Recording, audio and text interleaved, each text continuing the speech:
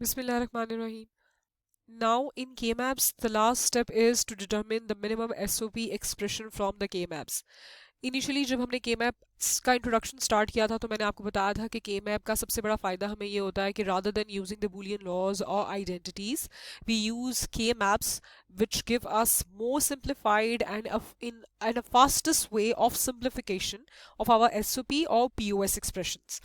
हमें Boolean laws को याद रखना उनको अप्लाई करने की ज़रूरत नहीं पड़ती हम के मैप्स को सिंपली बना के जिस तरह वो एक छोटा सा पिक्टोरियल डायग्राम सी बनती है उसके ऊपर आप आउटपुट्स मैप करते हैं एंड देन अल्टीमेटली हम उसमें से एक्सप्रेशन लिख लेते हैं के मैप्स के ओवरऑल जो क्वेश्चन होता है वो शुरू होता है के मैप के गिवन एसओपी या पीओएस की गिवन एक्सप्रेशन से के मैप प्लॉट हम खुद करते हैं ये देख के कि गिवन एक्सप्रेशन में हमारे कितने वेरिएबल्स यूज हुए हैं और उसी वेरिएबल्स के अकॉर्डिंगली भी choose K how many variables of K map is required then next हमारा स्टेप होता है टू मैप वंस और zeros in case of our SOP और पीओएस रिस्पेक्टिवली वो हम मैप करते हैं वो स्टेप भी हम प्रीवियसली कर चुके हैं and now the next step आता है जी ग्रुपिंग का कि we make group of those ones and similarly उन्हीं स्टेप्स के accordingly we use to make groups of our zeros in case of our POS logic दोनों की सेम रहती है बस फर्क ये होता है अगर एसओपी एक्सप्रेशन गिवन है तो we make groups of ones और इफ पीओएस एक्सप्रेशन गिवन है तो we make groups of zeros logic of grouping is the same in both cases SOP and POS and then ultimately जो last step हमारा के map का जो solution complete करता है वो grouping के बाद होता है उस groups जो हमारे बने हैं उनमें से boolean equation बनाना अगर हम एसओपी की बात कर रहे हैं तो ऑब्वियसली हर ग्रुप हमें एक प्रोडक्ट टर्म देगा each group will give us each product term जिसको हम एंड पे लॉजिक और करेंगे in case of our SOP और अगर वो पीओएस गिवन क्वेश्चन में होगा देन हमने जो ग्रुपिंग जीरोस की होगी then each group will give us each sum term जिसको हम एंड पे लॉजिक एंड करते हैं now we will see how we will write the expression minimized SOP or POS expression from the K-map.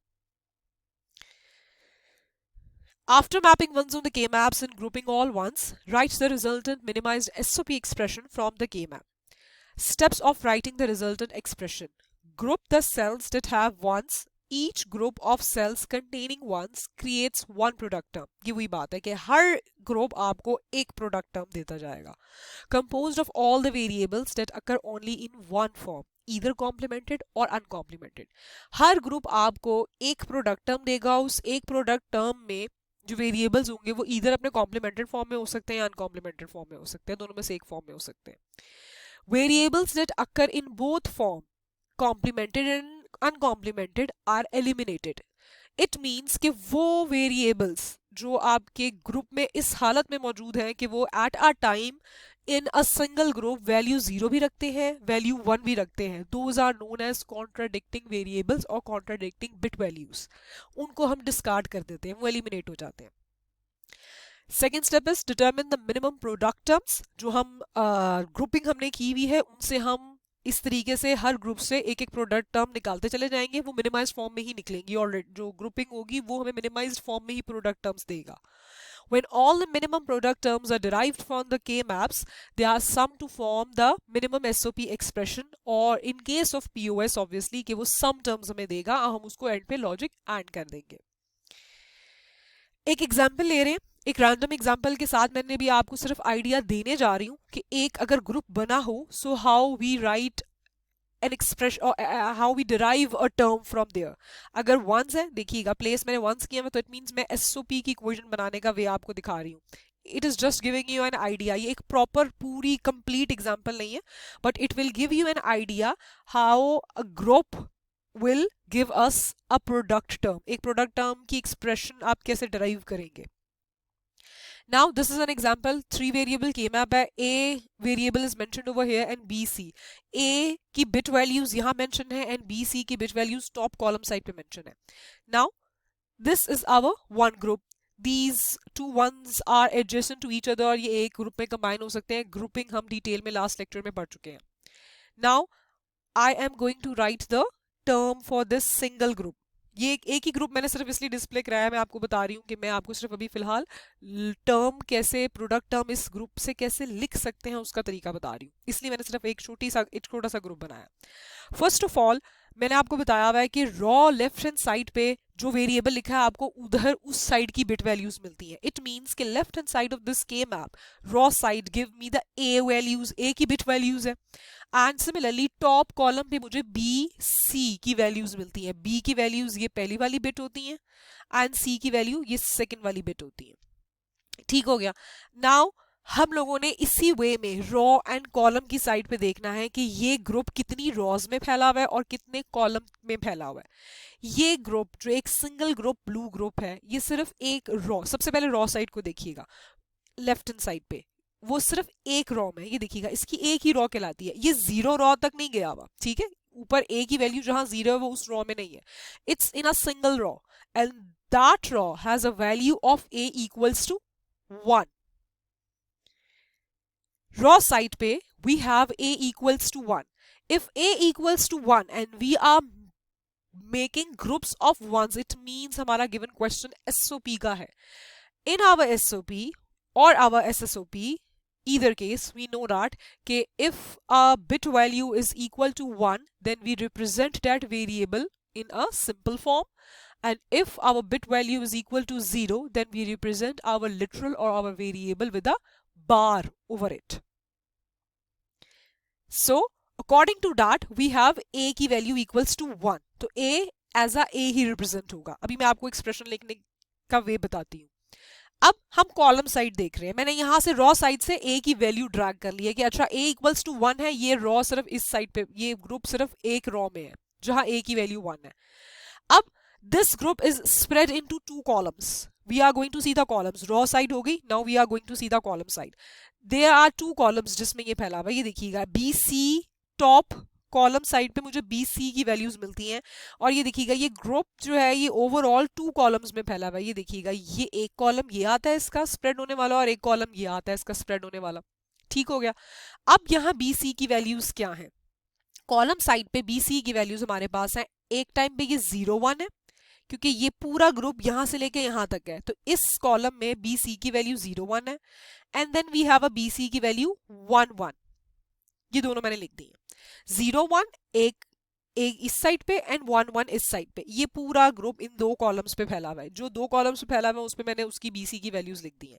Now I am going to observe this, जो ये पहला point लिखा हुआ है कि if the variable is in complemented and as well as uncomplimented form, we will eliminate it. That variable is a contradicting variable. अब B and C की value मैंने as it is लिखी है, 0 पहले and 1 बाद में, B पहले और C बाद में। Z पहले B की वैल्यू हो गई, C की वैल्यू 1 बाद में, then 1 1 B पहले लिखा हुआ मैंने इस जगह पे, तो the first bit is representing the value of B, 1 आ गया, and the second bit over here representing the value of C, 1 यहां आ गया। Which one of the two is contradicting variable? My B is having the contradicting value. आप देख सकते हैं कि एक time पे वो 0 दे रहा है, दूसरे टाइम पे वो 1 दे रहा है। It means I have to discard B. I will eliminate B. Column side पे मेरे पास सिर्फ C बच गया, B तो डिस्कार्ड हो गया। डिस्कार्ड मींस कि उसको छोड़ देना आपने, कॉन्ट्राडिक्टिंग वेरिएबल है वो। एक टाइम पे मुझे ये दिखेगा, ये ग्रुप एक ही है ना, 1 ग्रुप है। अब 1 ग्रुप में ऐसा तो हो नहीं सकता कि B अपने कॉम्प्लीमेंटेड फॉर्म में भी हो और अपने अनकॉम्प्लीमेंटेड फॉर्म में भी हो। सो जो भी ऐसा लिटरल होगा वो हमने डिस्कार्ड कर देना है। C बच गया कॉलम साइड पे and C has a value equals to 1। This is the product term which we achieve from this given group.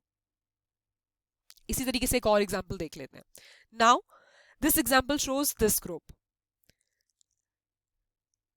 On the row side I have A की वैल्यूज। अब ये जो ग्रुप है जो मैंने इस वर्टिकल फॉर्म में बनाया हुआ है, इसमें ये देखिएगा ये group starting from the row side always, raw side पे मेरे पास ए की बिट वैल्यूज है और आपने ए की बिट वैल्यूज रीड करते हुए ये टर्म निकालते हैं हम कि ए सिंपल आएगा या ए के ऊपर बार आएगी। यहाँ a की वैल्यू 1 थी, सो इस वजह से a एज इट इज आया क्योंकि एसओपी में इसके ऊपर बार नहीं आ सकती, इसकी बिट वैल्यू 1 है। एंड c जो कॉलम साइड से निकला था उसकी वैल्यू बिट वैल्यू 1 थी, ये देखिएगा यहाँ 1 थी, इसीलिए c के ऊपर भी मैंने बार नहीं लिखा क्योंकि वो 1 वैल्यू रखता है। एंड चूंकि ये एसओपी वाला है, क्योंकि 1 का ग्रुप्स बने हुए हैं, हेंस इट इज नोन कि ये एसओपी का एक्सप्रेशन ही निकलेगा। सो एसओपी में हमें हर ग्रुप से एक प्रोडक्ट टर्म मिलती है, इसलिए मैंने इसको ए डॉट सी करके लिखा है। ये एक कंप्लीट टर्म निकली है एक इस ग्रुप से। नाउ लॉजिक और हम सबसे एंड में करते हैं। इसमें मैंने आपको सिर्फ एक ही ग्रुप बनाया हुआ है, इसलिए मैंने इसमें लॉजिक और का करके मजीद कोई टर्म्स नहीं शो की, क्योंकि मैंने अभी आपको बताया इनिशियली कि मैंने बात यहीं से स्टार्ट की थी। ये मैं आपको सिर्फ ये शो कर रही हूँ कि एक किसी भी रैंडम ग्रुप से आप टर्म कैसे ड्राइव कर सकते हैं। ठीक हो गया, अभी हम सिर्फ ये सीख रहे हैं। नाउ इस ग्रुप में ये देखिएगा, ये ग्रुप कितने रॉज में फैला हुआ है। लेफ्ट हैंड साइड में रॉ एक टाइम पे 0 है और एक टाइम पे रॉ 1 है, A1 है। ठीक है, ये पूरा ग्रुप ये देखिएगा ये डबल रॉस में फैला हुआ ना, हमें नजर आ रहा है। हेंस ए इज 1 टाइम पे 0 जिस पे ये ग्रुप फैला हुआ है, एंड दूसरे टाइम पे A is 1। It means A is a contradicting variable and we will discard A. A आएगा ही नहीं, किसी टर्म में नहीं आएगा, किसी जगह पे नहीं आ सकता फॉर दिस ग्रुप ओनली।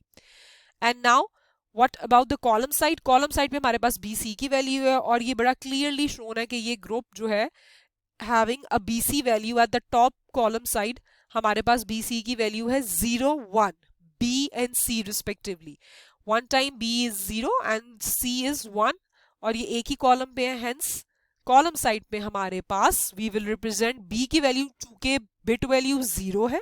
यहां से ये देखिएगा बिट वैल्यूज हम यहां से रीड करते हैं, बिट वैल्यू 0 है, we are writing for the SOP, तो बी के ऊपर बार आ गया। सी की वैल्यू बिट वैल्यू 1 है, so we are writing for the SOP, C as it is आ गया।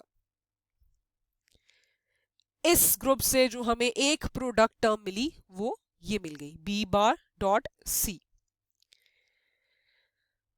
Now I am going to show you the proper complete examples जो हमने प्रीवियसली केसेस डिस्कस किए थे while making groups of ones. वही examples मैं मजीद आगे चला रही हूँ ताकि आपको मालूम हो कि K-maps में ये सारे स्टेप्स इन्वॉल्व होते हैं। प्रीवियसली हमने एक एग्जाम्पल की थी जिसमें एक ग्रुप हमने ये बनाया था, this was our first group, then ये हमारा सेकंड ग्रुप था। How we will write the SOP minimized SOP expression from here. सबसे पहले आपने एक ग्रुप को देखना है। ये एक कंप्लीट क्वेश्चन है जिसमें दो ग्रुप्स बने हुए हैं। सबसे पहले बारी बारी एक ग्रुप को देखें। देखिए जिस तरह मैंने मेंशन किया हुआ, this is group number 1, this is group number 2। I am going to take group number 1 सबसे पहले, and then I will write the product term for group number 1, क्योंकि each group gives me each product term. So group number 1 मुझे एक product term देगा, group number 2 मुझे दूसरी product term देगा। ये स्टेप्स मैंने दोबारा यहां लिख दिए हैं। Take one group at a time, start from the row at the left hand side for bit value, for A bit value. Left hand side row से मुझे ए की बिट वैल्यू मिलेगी, and combine it with the value of column at the top जहां से मुझे B C की values मिलेंगी। Look carefully, the given group is covering which rows in how many columns. For the row side we have a bit value A, and for the column side we have bit values C. Discard the variable having a contradicting bit values. Now for group number for group number 1 I am going to write my expression. अब group number 1 is in blue color. blue color कितने rows में फैला हुआ है? ये पूरा एक group है, ये पूरा एक ग्रुप कितने rows में फैला हुआ है? रॉ साइड पे मुझे a की बिट वैल्यूज रिप्रेजेंट हुई हुई है। when a is having a bit value 0, बस इधर तक ही मेरा ये ग्रुप नंबर 1 है। हेंस रॉ साइड पे जो मुझे a की बिट वैल्यू मिल रही है वो 0 मिल रही है। And what about the column side?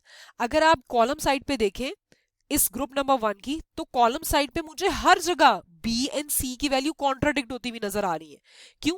क्योंकि ये पूरा ग्रुप 4 कॉलम्स में फैला हुआ है, 1 2 3 4, ये 4 कॉलम्स में फैला हुआ है, और कॉलम साइड पे मुझे B C की वैल्यूज मिल रही हैं।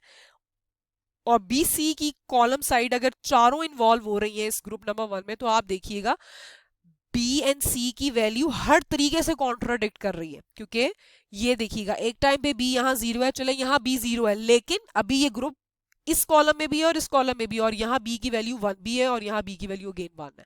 इसका मतलब है मुझे B की वैल्यू एक टाइम पे 0 भी मिल रही है, एक टाइम पे 1 भी मिल रही है। Similarly for C case, C में ये यहाँ 0 है, यहाँ 1 है, फिर 1 है, यहाँ 0 है, तो it means my column BC has the values contradicting values throughout, contradicting values है। My column number 1 is spread in this whole column 4 columns और वो कॉन्ट्राडिक्टिंग वैल्यूज है, so I am going to discard it. और मेरे group number 1 में सिर्फ ए बार आ जाएगा। ए बार क्यों आएगा? क्यों? क्योंकि एक रॉ साइड से ग्रुप नंबर 1 जो जितनी रॉ में फैला हुआ है वो 1 है और वहां ए की बिट वैल्यू 0 है, हेंस मैंने ए बार लिख दिया। ग्रुप नंबर 1 से मुझे सिर्फ एक लिटरल मिला है, दैट इज ए बार।